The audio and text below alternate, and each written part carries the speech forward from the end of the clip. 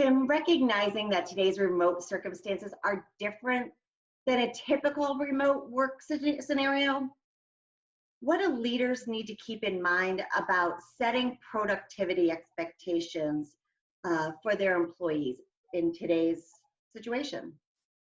Yeah, great question, and one that I answer quite a bit. And so, what it's about is understanding each staff member's individual situation. So, make a phone call, talk or video chat with each and every single staff member that you are responsible for.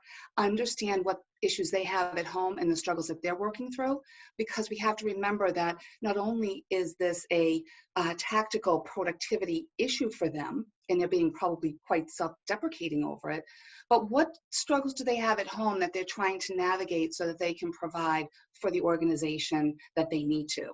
And it's part of the leader's role to be there for them, and that's one of the biggest things that has been a huge help to my leaders. Yeah. Kim, tell me, what can leaders do to communicate those expectations and to encourage ongoing communication with their team members? Yeah. So, from a psychological standpoint, the best thing that I found with the folks that I used to manage and my leaders that I talk to all the time is you have to try and keep it as consistent as possible. So, for instance, I have normal Zoom calls, video calls, or phone calls on a Monday morning at 9 o'clock with certain people. My leaders love the same day, same time as much as possible. So, it's about frequency, but consistent frequency so that everybody knows it's Tuesday, I have a phone call. Yeah. It's really important. There are so few things that we're able to control today that those few consistent pieces are a comfort for so many. They really are. They really are. It seems simple, but it's so important. You have to remember the simple things that really work well. Absolutely. Yes.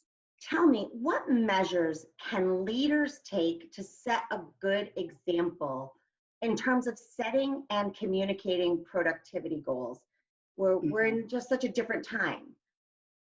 Yeah, that is an incredible question. So, what we want to do is first and foremost lead by example. When how do I say, the upper management is performing at a level they always did, some people may feel like if they don't do what they always did, that might mean that they're not doing their job well.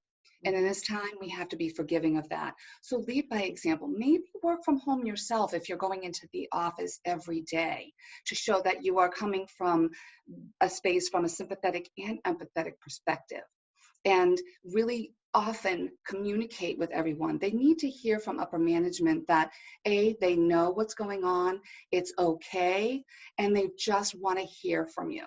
They just want to make sure. So maybe it's a every other day communication to the whole company. Maybe it's once a week. But the more frequent and the more consistent that they hear from you, I think the better off people will feel, especially now. Thank you. These are such helpful tips for this uncommon situation we find ourselves in, Kim. We appreciate your knowledge. My pleasure.